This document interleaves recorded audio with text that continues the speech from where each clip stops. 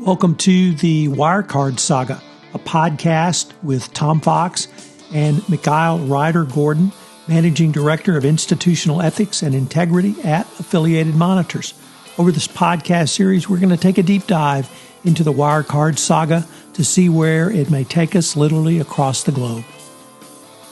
Mikhail Ryder-Gordon and myself continue our exploration of all things Wirecard with our Discrepancy episode. We take a look at dissuasions by Markus Braun, the Bundestag investigation, the accumulation of abnormalities, the auditors, the more political fallout, and often back-footed through the entire process.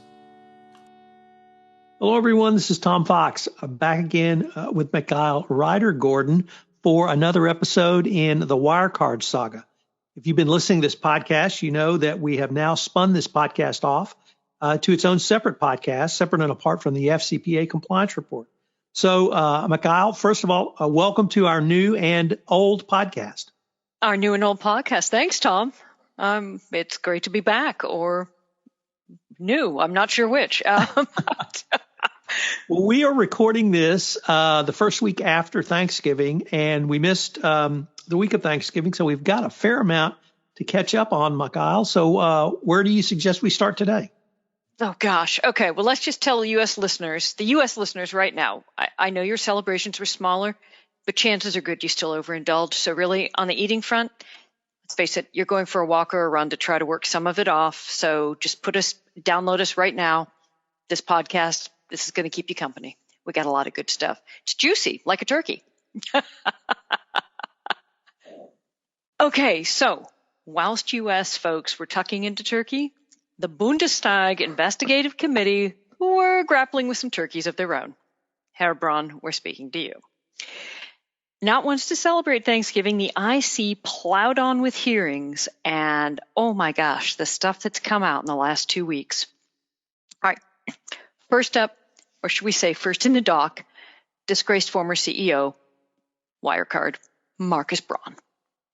I said disgraced because Bundestag MP and IC member Florian Tonkar said of Markus Braun he was Wirecard. This is not just any witness. However, Herr Braun kept his level of pretension high and his cooperation low. Despite having been transferred from Augsburg prison specially to come and talk to the IC, no sooner were the handcuffs off, his gloves were on. This is not a repentant individual. He, who was reputedly known to swan from his chauffeur-driven Maybach limousine straight up to a private elevator to his office at Wirecard headquarters with nary a nod to the little people, that is, Wirecard employees, maintained an arrogant demeanor for the Bundestag IC, almost specially for them. At least he's consistent. Seriously, the guy's been languishing in prison for 5 months, but seemingly still thinks he's the big something. After failing to prevent having to appear before the IC in person, and Braun's lawyers had filed motions appealing up to the Federal Court of Justice there, seeking to have him testify via video at most, Braun sat before the IC, cleared his throat, and read a short prepared statement. He gave his name, his age, claimed to be a business IT specialist, okay, and then proceeded to state the following, and this is a quote. I trust in the independence and objectivity of the investigative authorities. I trust in particular that the Munich Public Prosecutor's Office will extensively clear up the procedural issues, and by that I mean the whereabouts of the embezzled company funds. Seemingly attempting to distance himself from any involvement in said embezzlement? Do we have a disassociation disorder going on? He went on to say, in the end, independent courts will decide who is responsible for the collapse of Wirecard AG. Yeah, that's true, but these nice people here from the formal Bundestag Investigative Committee number 3, the ones you're speaking to, they also have a say in what happens to you. Did counsel neglect to explain this? Braun said he had also refused to speak to the Munich public prosecutors. You know, the office that's charged him with fraud, embezzlement, and various other sundry crimes. but then claimed that he would like to cooperate with the Munich public prosecutor and announced that a comprehensive statement to said prosecutor's office would be forthcoming. Now, whilst prosecutors see him as the driving force behind the large-scale fraud, Braun presented himself more as an uninvolved observer. Marcus, willst du mich verarschen? Are you trying to take the piss? The Munich public prosecutor's office confirmed that Braun had, quote, recently declared a willingness to provide testimony. But then, as the spokesman for the office went on to say, quote, we cannot foresee the scope of the information he, Braun, intends to provide, nor can we foresee whether this will involve full cooperation. Because, you see, the prosecutor's office views Braun as rather integral to the entire Wirecard scandal. They told the IC via an email, quote, according to the current state of investigation, Dr. Braun acted as a control and controlling force within the Wirecard gang. Braun provided strategic instructions and concrete business actions. They likened Braun to a puppet master. So, Marcus, they sound like maybe they have a better handle on this than you do? Maybe time to rethink your strategy? Braun justified his refusal to testify since all the facts surrounding Wirecard presented what he thought or called a mosaic-like overall picture. That is, it's all so entangled. Any information he might impart could be, well, criminally relevant. Oddly, however, he proceeded to defend the regulators and the Wirecard auditors. Magdagern executive Braun claimed, quote, at no time have I received any indications that authorities, supervisory bodies, or politicians have not behaved correctly, improperly, or unfairly. Oh, and as to EY, they were, in his words, quote, apparently massively deceived. Seemingly someone or someones did engage in a massive deception. That would certainly begin to sum up the level of fraud and deceit perpetrated by the company you helmed, Herr Braun. He then refused to say another word. For 2 hours. Repeatedly, Besserwisser Braun just kept saying, I invoke my right to refuse to testify. MPs asked him some 50 questions, including, what do you say to the investors who have lost millions? Silence. Are you aware of the severe damage you've caused this country's reputation as a place to do business? And can you conceive of the damage and confidence you've done to German government institutions? Silence. Have you made mistakes? Silence. Downright unanständig or rude. He was only willing to give his date of birth when asked. He appears to think he's a POW and only wants to give his name, rank, and serial number to the enemy. Marky, this isn't something out of Boy's Own. As MP Matthias Hauer of the CDU so succinctly stated, this is not how you deal with the Bundestag. Now, this nonsense with Braun only giving his birth date, it actually kind of squares with something else the public prosecutor's office said about Braun. They told the IC that Braun was big on oaths of allegiance, a little Trumpian that, and what they called a martial spirit Braun tried to invoke at Wirecard. They said Braun may have attempted to use methods of psychological warfare among Wirecard employees, controlling them via intimidation. So let's think about this. We have a former low-level KPMG manager, or a small Austrian man, who demands loyalty, holds global ambitions, plays at being a military general, and tries to use intimidation tactics to control people? Does that remind you of? And we've got his right-hand man, Marsalik, the high school dropout and former IT geek programmer, who took to keeping guns and shooting targets at his home, taking armed escorts to meet Chechen politicians, buying exotic fur-lined coats, and fantasizing he's James Bond to the point of becoming an easy patsy for the Russians. And together pretending to lead a listed company that was nothing but a massive fraud from day one. Essentially, two dorks forgot they're no longer playing Dungeons and Dragons, and via their delusions and fantasies, end up bringing about one of the biggest German corporate scandals with political and regulatory fallout in recent history. Unbloody believable. When Braun was called as a witness to the IC hearings, there were high expectations.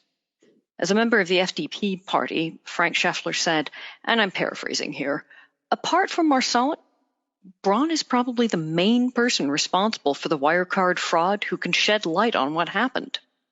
Indeed. The prosecutor's office has suggested Braun was the ringleader and Marsalek his henchman.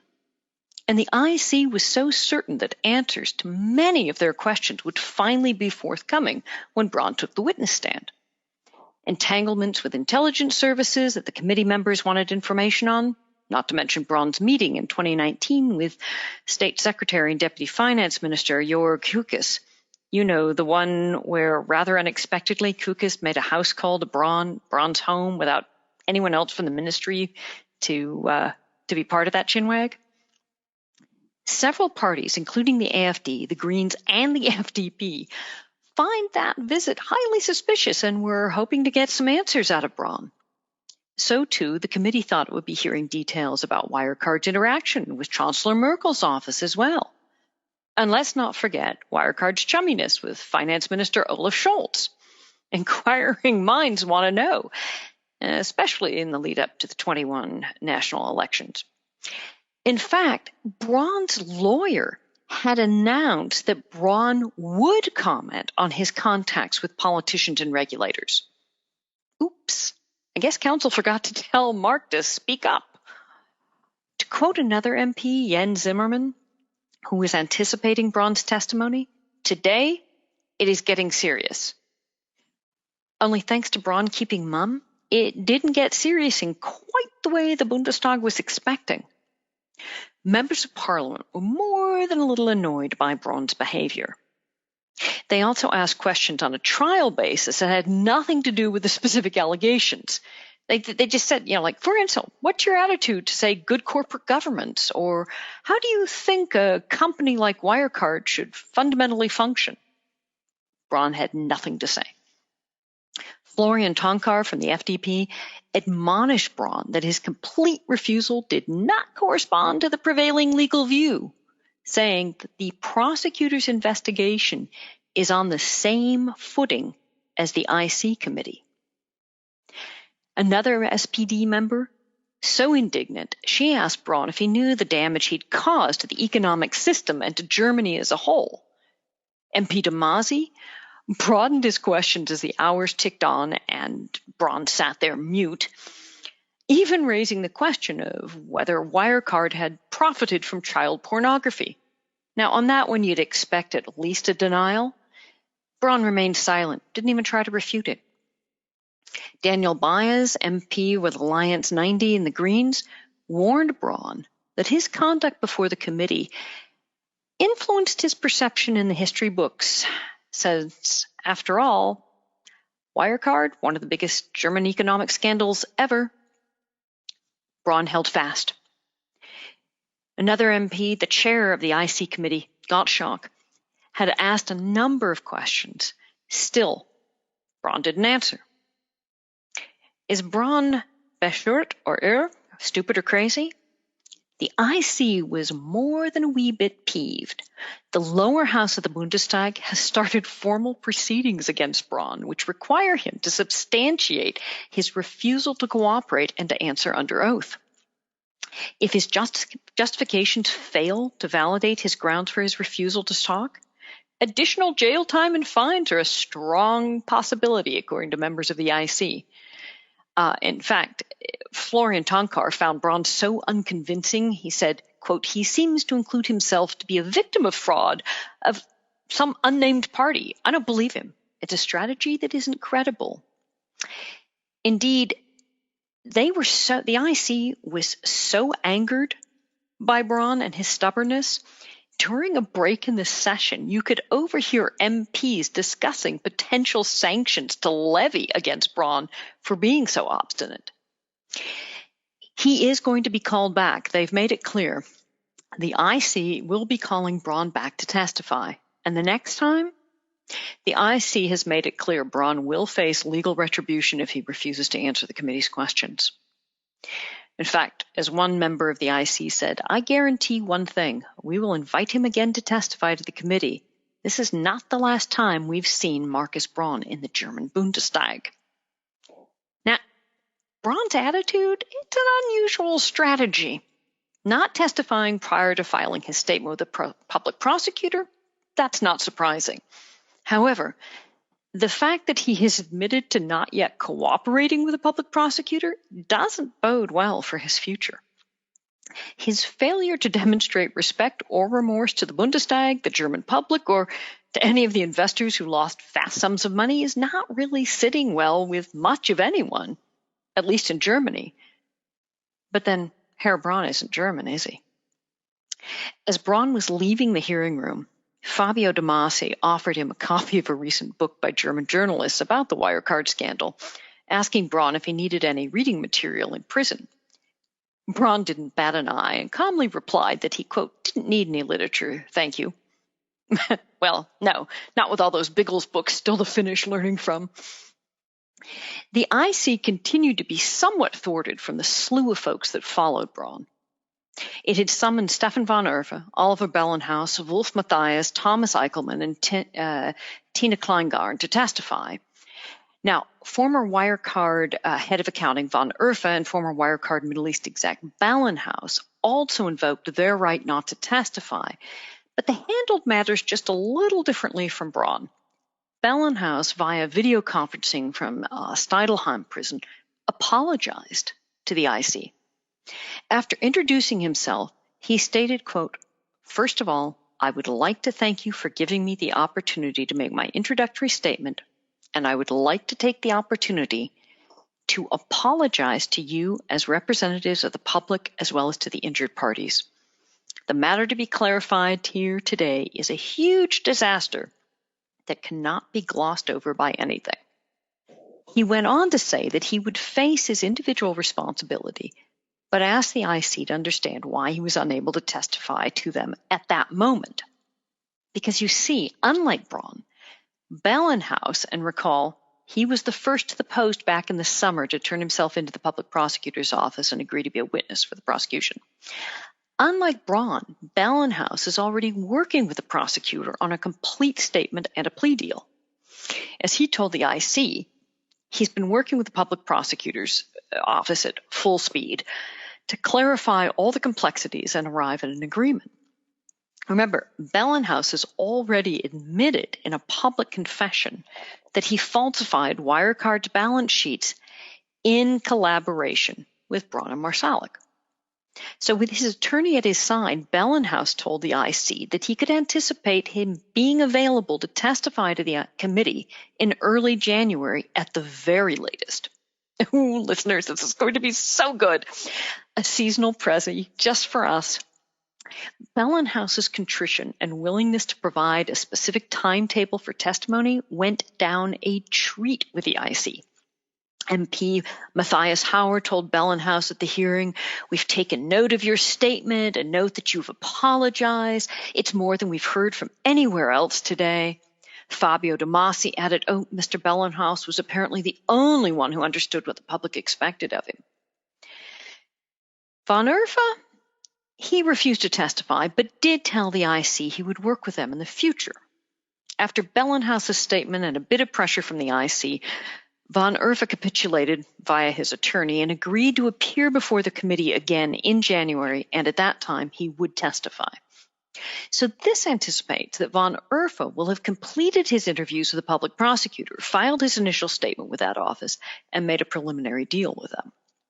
However, von Erffa also failed to apologize, and this oversight caused the IC to admonish him, telling him that if he attempted any further delaying tactics or thought he could behave like Braun had, the IC would not look kindly upon it. Now, not yet called to testify before the IC, we also learned that former Chief Monetary Officer Alexander von Knoop has been cooperating with the Public Prosecutor's Office and is open to answering all questions of the IC. So we can anticipate that he will likely be called in January as well. This ought to be interesting, as Van Noop is believed to have additional insight into the deals Marsalic and Henry O'Sullivan cooked up. Did any witnesses provide anything substantive to the IC? One did. Tina Kleingarn, who had served on Wirecard's supervisory board between 2016 and 2017, testified. Now, Kleingarn was quite candid. She told the IC she had stepped down from the supervisory board for several reasons: lack of transparency with respect to Wirecard's corporate culture, doubts about the processes at Wirecard, and here she cited it as an example Braun having added new members to the management board. And recall the two-board structure. You go back to episode 3, Germany Inc., if you forget. Braun added new members to the management board without consulting the supervisory board in the decision. The management board were said to have resisted any effective oversight, thereby creating risks, according to Kleingarn. Yeah, not surprising. And failed to share meaningful information with the supervisory board. And she provided another example. In this one, she spoke of loan guarantees that were shared with the supervisory board after the loans had already been paid out weeks prior. Kleingarn went on to speak of Braun's charisma and the fact that he was, quote, Lord of the House of Wirecard. She also discussed having erroneously put trust in the management board, saying she felt lied to and deceived, describing an accumulation of abnormalities at Wirecard that prompted her to depart the board. But most tellingly, she discussed key factors. The supervisory board, supervisors, investors, regulators, they all trusted the attestation from the annual audit. They trusted EY's opinion of the financial health of Wirecard. During her tenure, she openly lamented Wirecard's opaque corporate culture and the supervisory board lack of insight into the company's business activities. She lamented the supervisory board couldn't control the management board. However, Kleingarn, whilst claiming to have no knowledge of the fraud occurring at Wirecard, then wrote letters upon her resignation, one to her fellow supervisory board members, which highlighted the risks and lack of transparency at the company and questioned the delay of the issuance of a clean audit report for Wirecard, which had only been given at the, quote, last minute for the 2015 fiscal year. Now, as Kleingarn identified, there was a significant discrepancy between the supervisory board's ideas of a good corporate governance and the reality of Wirecard. Bundestag members immediately picked up on this idea, noting that Germany Inc. needed to seriously reform its framework for corporate governance. Now, undeterred from this batch of uncooperative former Wirecard execs, on November 25th, the IC called 6 additional witnesses, but this from the accounting world. They had to testify on the 26th. Alexander Goshenik of KPMG, Christian Ort, Stefan Heisner, Martin Dahmen, and Andreas Letscher of EY, and Frank Stahl of Baker Tilly. Now, to understand, insolvency administrator Michael Jaffa had formally released EY and KPMG folks from their respective duty of confidentiality to Wirecard. Now, Baker Tilly didn't have such a right to assert to begin with. So how did this testimony go? 2 of the EY folks, Ort and Heisner, were fined €1,000 for refusing to testify. Stahl with Baker Tilly, fined €1,000 for refusing to testify. Way to make the professional services world look ethical, guys. Well done. Public hearing on a massive corporate fraud, and you clammed up. Alba Kashenik of KPMG claimed they feared being prosecuted for violating their duty of confidentiality. Well, fear of being prosecuted may not be misplaced, just not for violating the terms of the audit agreement with Wirecard. Because, as MP Tomasi pointed out, the Bundestag and quite possibly the Public Prosecutor's Office hold, quote, considerable doubts that the audits and advisement work was, quote, undertaken with due diligence. Why weren't the other 2 EYers fined? Well, because Dahmen and Loescher, they're already under investigation for their part in the Wirecard crimes. So let's back up for a minute. EY is claiming client confidentiality rules forbid them from testifying to the IC. They also claim these rules for the audit firm extend to the individual auditors. So EY Orth, through his lawyer, claims that despite Jaffa having released him from maintaining confidentiality over the audits EY conducted on Wirecard, it is his belief that privilege can't be waived purely by Jaffa, who now as administrator controls what is left of Wirecard. Rather, it's the board members at the time the audits were conducted that would need to grant confidentiality waivers.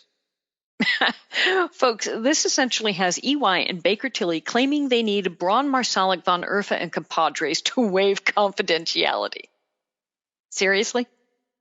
Yeah. So now that there's no longer any seated Wirecard board, as we all know. Now, the IC asserts that their subpoena power as a legislative body holds equal weight to that of the public prosecutor's office, and that these folks are compelled to testify when summoned. However, it looks like this debate is now set to head up to Germany's High Court. If the court rules the IC's demands overrides the now non-existent boards, these guys are going to have to be back to testify. At the hearings, the EYers and Baker Tilly advisor were peppered with questions. In response, the most they did was mumble vagaries about their professional responsibilities. The two under investigation, and we'll get back to them in a minute, just refused to testify, but they weren't fined as they were invoking their right not to self-incriminate as the German Supervisory Authority over Auditing Practices, APAS. They're conducting an investigation into the very issues they were being asked about by the IC. Okay. By now, you've picked up on the fact that one person isn't mentioned here. KPMG's Alexander Goshenik.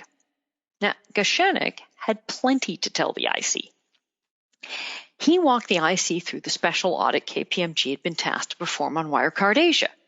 He described how Wirecard AG had put up, quote, significant hurdles and obstacles to thwart KPMG's 40-person team. Documents arrived late or not at all. Interview appointments with Wirecard managers would fall off schedules or be missed entirely. The team worked to identify the third-party providers and determined that there was insufficient or adequate evidence that sales revenues, transfers, merchant relationships were non-existent or highly flawed out of Wirecard Asia. At one point, according to Goshenik, KPMG contemplated abandoning the special audit altogether, saying, quote, it proved impossible to sufficiently comprehend the transaction volumes from 2016 to 2018. He went on to speak of team members traveling out to the Philippines to review cash supposedly being held by two banks in Manila by a trustee. And listeners, if you missed this backstory, go back to episodes 1 through 7, which all discuss the Wirecard frauds out in the Philippines. But of course, those banks in Manila couldn't produce evidence of the escrow accounts, and 6 months of forensic review resulted in that damning report that ultimately we'd see Wirecard collapse from. Now, Goshenik told the IC that they let the facts speak for themselves, but then noted that had Wirecard not published the KPMG report, KPMG had determined they would publish the report themselves. Because interestingly, KPMG had written this into their contract with Wirecard for this special audit as a precautionary measure. Isn't that intriguing? Did Eichelman suspect Wirecard executive management would try to bury this report and therefore allow this provision to be inserted into the contract? Goshenik did not spare EY, saying the auditor should have identified the Wirecard fraud much sooner and could, quote, obtain sufficient proof of examination. This is not rocket science. EY just didn't do it. Speaking of which, listeners, let's turn back to those two EYers who were summoned to testify but who declined because they're currently under investigation, Dahman and Letcher. If the Letcher name sounds familiar from our prior episodes, well spotted. Letcher was a partner at EY for 20 years and oversaw the auditing of Wirecard.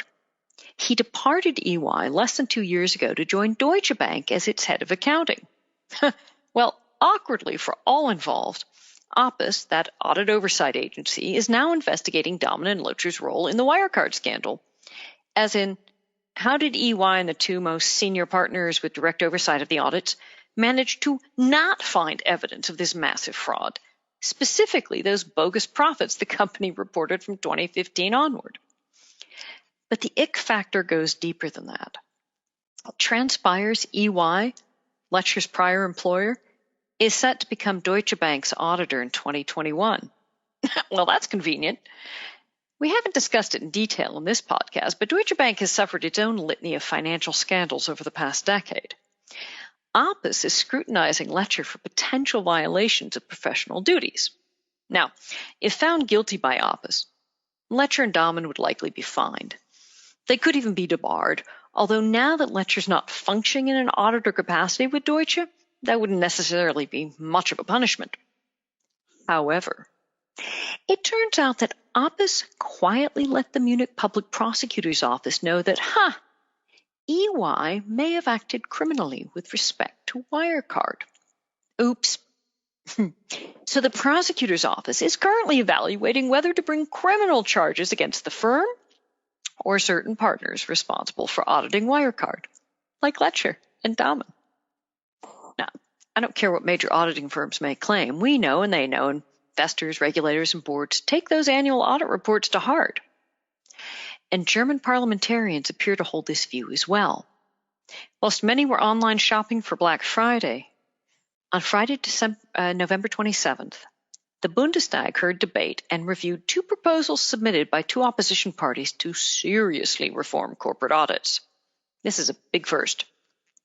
The first proposal from the left group is entitled Reforming Auditing, Reducing Conflicts of Interest. Now, their motion is seeking major reorganization of Germany's audit system. Claiming Wirecard is not an isolated case. Oh, really? Ouch. The proposal, among other things, seeks to reduce opportunities for, conflicts of interest, fraud. And how are they doing this? They've proposed to create a central fund into which companies would pay. This legislation would have companies no longer freely designating and paying their auditors for their audits. Rather, they'd pay into a fund on a pay-as-you-go basis. From this fund, auditors would be randomly appointed and remunerated every 5 years, depending on the size and scope of the audit. The appointment of the auditor would be made by an independent regulatory authority. And additionally, audit firms would be precluded from offering advisory services to any company they audited. And the program would be available to companies of all sizes. Similarly, the Green Party has proposed legislation that would reform the audit process. Now, theirs, whose title includes Designed to Quickly Detect and Successfully Combat Balance Sheet Fraud, which may be a little ambitious, envisions changing auditing and accounting rules by enshrining in law that auditors be tasked with detecting balance sheet fraud. Their legislation, like that of the left, also seeks to reduce the length of time any one audit firm could hold a client and would force a rotation of audit firms at minimum every 6 years for any publicly traded company. And like the left's proposed legislation, their proposal would preclude audit firms from offering advisory services to any audit clients. But there's another little detail lurking in the Greens' motion. A call for BaFin to be given teeth and formally tasked with ensuring the integrity of the securities market, including the gray capital market, which is largely unregulated. That's where Wirecard would have fallen. Both proposals have moved forward for consideration by the lead committee, so they're now going to Legal Affairs and Consumer Protection Committee. So they're active and in play. Maybe EY's folks should have been a little more cooperative with those IC hearings. Has there been more fallout? Oh, absolutely. The political and regulatory fallout from Wirecard continues unabated and largely being driven ultimately by the questions the IC is asking, not just in these verbal hearings, but in a trench of written submissions, lengthy questionnaires to all manner of German federal government agencies. Now, before the IC hearings on Thursday last week, the IC held a press conference with, of all people, FT journalist Dan McCrum, whom they've also called as a witness. Now, understand, the IC will be delivering this report before the end of the parliamentary term next year, right? And that concludes July 2021, just as German elections kick off. The questions the IC has been submitting in writing to various government ministries has asked some really awkward, pointed, inquiries. The IC, predicated on a written response it received from the federal government, has called former Defense Minister Karl Theodor zu Guttenberg, he of the CSU party and chancellery and lobbyist for Wirecard. He's been called to testify. As MP Baez noted, "I'm afraid we're just seeing the tip of the iceberg." Yes, an FDP chairman of the Bundestag's Finance Committee says, yeah, we're not letting up on the federal government with respect to the questions we're asking about Wirecard. It's come out that in 2017, German financial supervisors did discuss Wirecard, as Wirecard had announced plans to integrate its banking subsidiary directly into Wirecard AG. Now, this process would have triggered what is known as an owner control procedure at BaFin. When an owner control procedure event occurs, BaFin is required to, amongst other things, determine whether the new owner, in this case Wirecard AG, is considered reliable.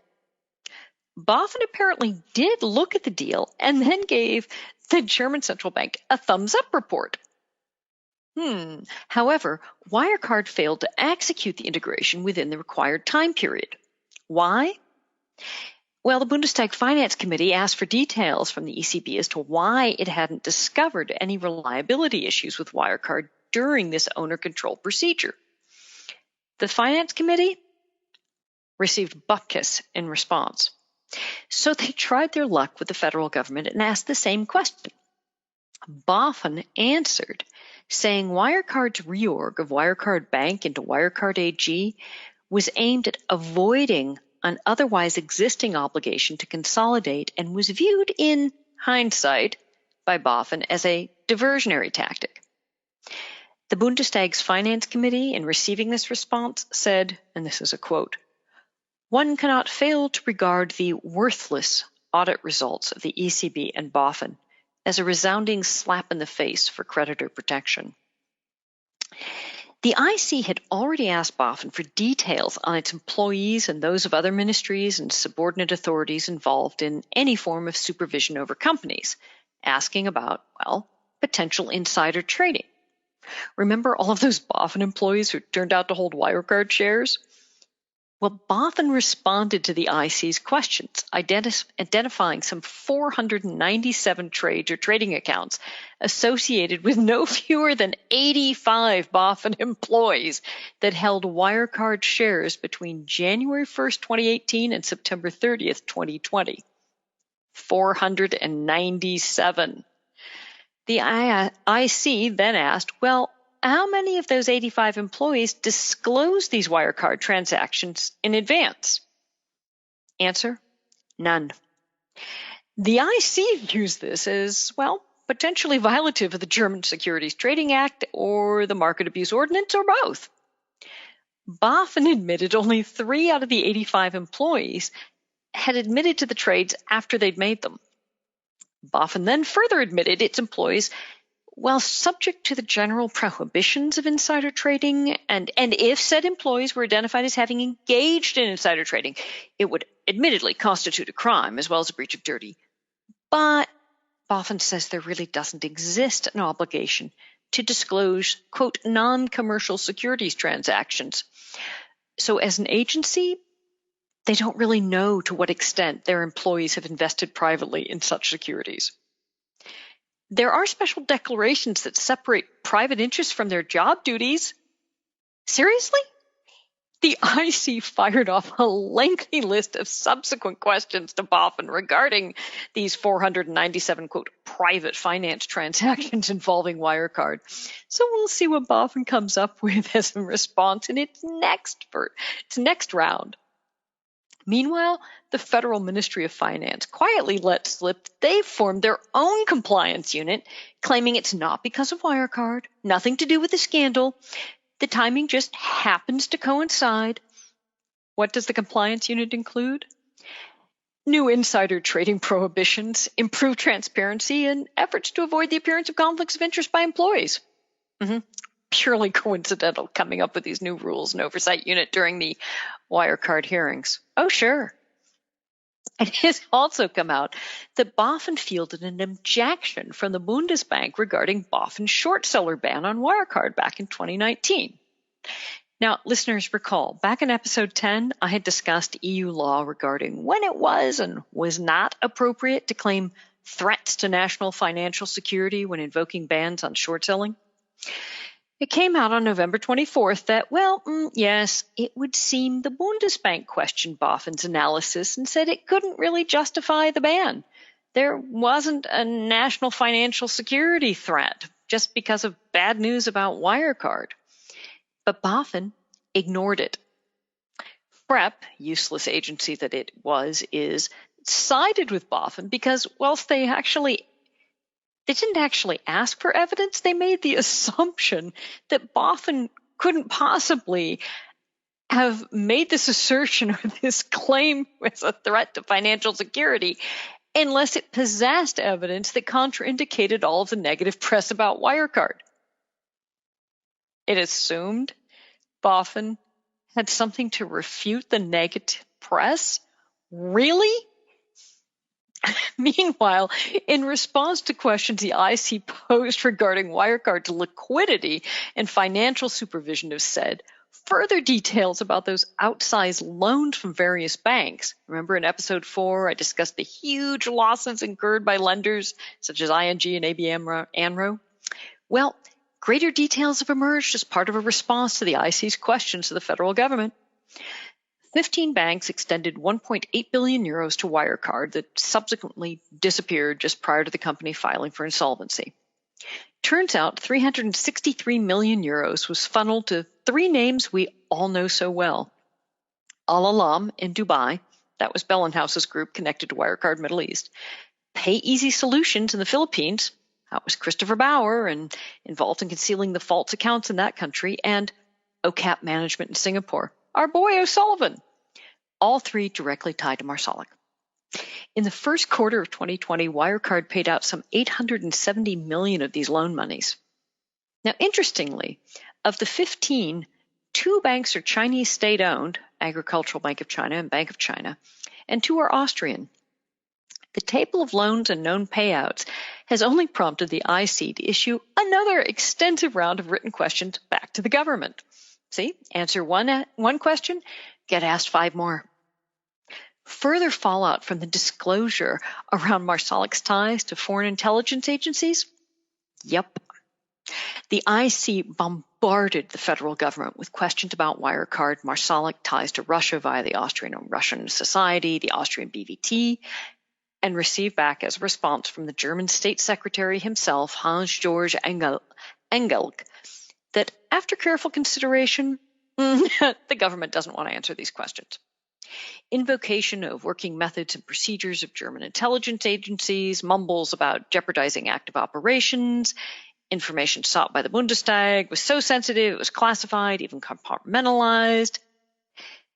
But he did let out that German intelligence is actively sharing the information it holds about Marsalic, the BVT, Russia, and Wirecard with other foreign intelligence services. See, this is what keeps us coming back week after week. There's more to come, folks. And there's more right now. The German government announced the overhaul of the DAX index, and its operator, Quantico, part of the Deutsche Börse, will be increasing the number of members from 30 to 40. But now, to join the ranks of the 40, it will require members to have fully staffed audit committees, submit quarterly statements as well as annual audit results, and demonstrate that EBITDA, the company, has been profitable for the past 2 years. Failure to meet any of these new criteria will result in a very swift removal. That was another reform, the ability to remove a company after a 30-day warning. This big revision attributed to Wirecard. Thanks, Wirecard. Now, Administrator Michael Jaffa continues unwinding Wirecard. The Munich District Court announced after its first creditor meeting that there are no fewer than 11,500 creditors queued up, and they filed claims totaling more than 12 billion euros. Let's put this in some context, okay? In Germany in 2019, according to Reuters, there were some 19,400 companies of all sizes that filed BK. And the average amount of damages for creditors from those 19,000 plus companies, the average was 856,000 euros. Wirecard, with claims of 12.4 billion, that's 14,000 times the German average. Yikes. What's the chance even a fraction of this amount will be recovered? Well, a few days ago, the Singapore High Court did dismiss a motion made by no less than OCAP Management, Henry O'Sullivan's entity that benefit from Wirecard loans and Marsalix deals that used to be known as Senjo. If you forget, go see episodes 9, 10, and 11. So OCAP was sufficiently cheeky to actually file a motion with the Singapore High Court seeking millions of dollars from Wirecard. They wanted a $2.85 million payment immediately, followed by, wait for it, monthly installments of $1 million thereafter. They whinged that they needed to pay staff salaries, taxes, accountants, lawyers, and that these were by and agreements with various and sundry Wirecard entities, including Wirecard Bank and Wirecard Technologies, and that they, OCAP, shouldn't be denied. The Singaporean prosecutors showed up at court and pointed out that authorities in that country had already seized nearly $9 million from OCAP and a related entity on suspicion that the monies were the proceeds of crime. But there's OCAP demanding Wirecard make good on its promises to them. The prosecution helpfully pointed out to the judge that OCAP appeared to have continued access to, quote, sizable revenue streams from its clients and subsidiaries, which hadn't been accounted for. Upon submission of that evidence, OCAP's lawyers withdrew the claim for funds from the Wirecard entities.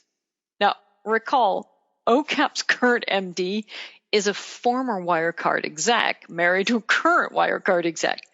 Don't these people ever talk to one another? Alchemist.